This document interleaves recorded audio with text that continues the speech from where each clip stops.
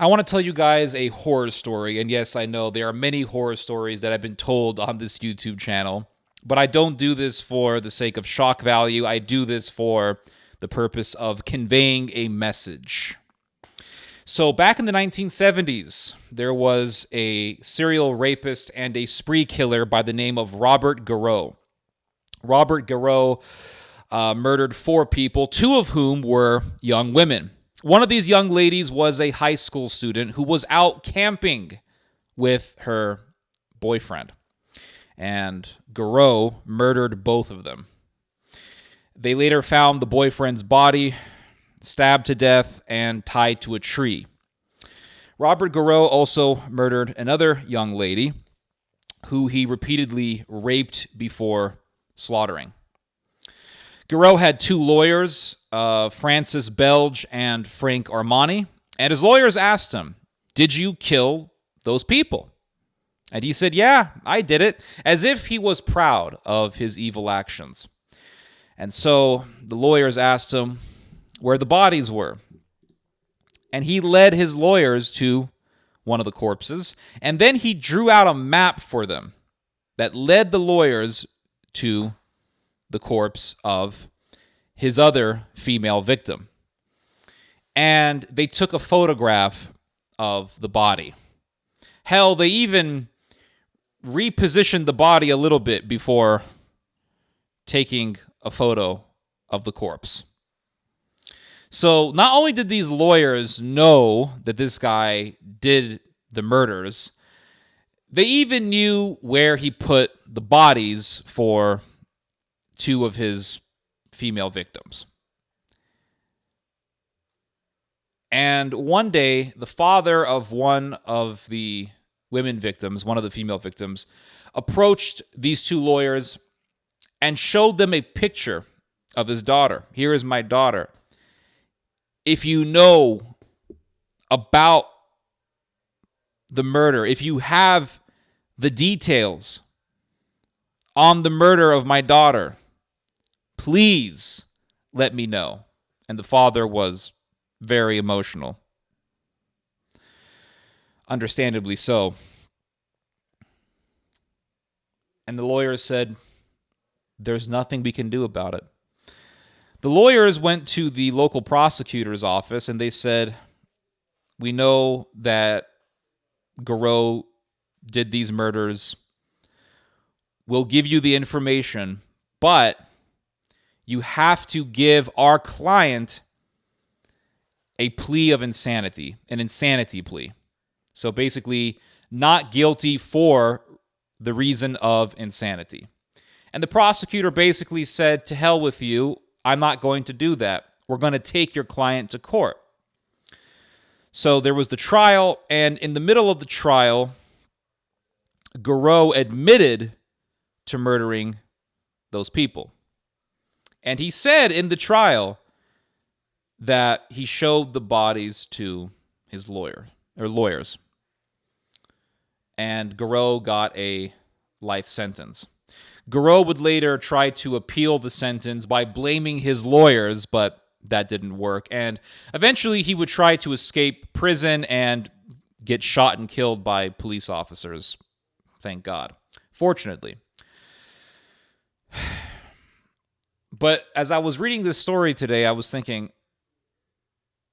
not only did you get an admission from this guy that he murdered those people, but you saw the bodies and you took a photograph of one of the corpses, and yet you couldn't say anything. You didn't want to say anything.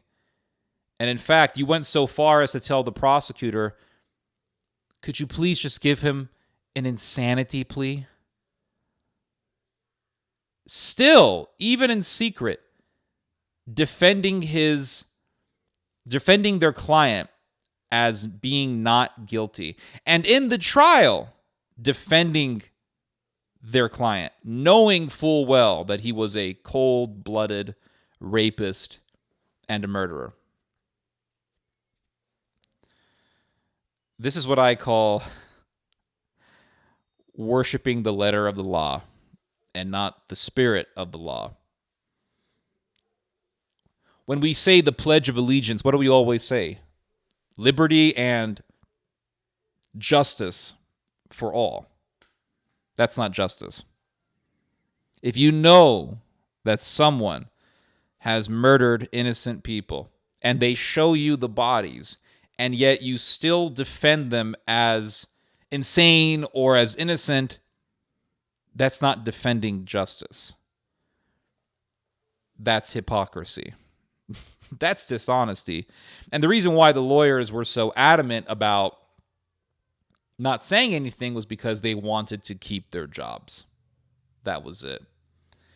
And to me, this is an extreme position. It really is an extreme position. If you know full well where the bodies were buried, that this guy murdered these women, the least you could do is give the information to the authorities anonymously. Anonymously. As an anonymous whistleblower. But no, these lawyers wanted to keep the oath because that's the law. That's not law. That's worshiping the letter of the law, but that's really a rejection of the spirit of the law, which is justice for all. And trying to cover up or defend crimes for the sake of an oath, for the sake of some kind of technicality, that's not lawfulness. That's injustice covered up as law. It reminds me of the policy that the Catholic Church upholds, and that is, even if a priest, or really anyone, confesses an atrocious crime, an egregious crime in the confessional, and the priest knows who this person is, the priest cannot go to the authorities. The priest cannot cooperate with the authorities and give the authorities the information that was given to him in the confessional. That, to me, is another example, and this is actually closer to what Jesus was dealing with, because we're dealing with, in this case, a religious institution. It really is worshiping the letter of the law and rejecting the spirit of the law, which is justice and mercy and charity. And covering up injustice in the name of law is worshiping the letter of the law and isn't justice at all. It's really the overthrowing of justice in the name of law. And within this paradigm, it really is upholding lawlessness in the name of law.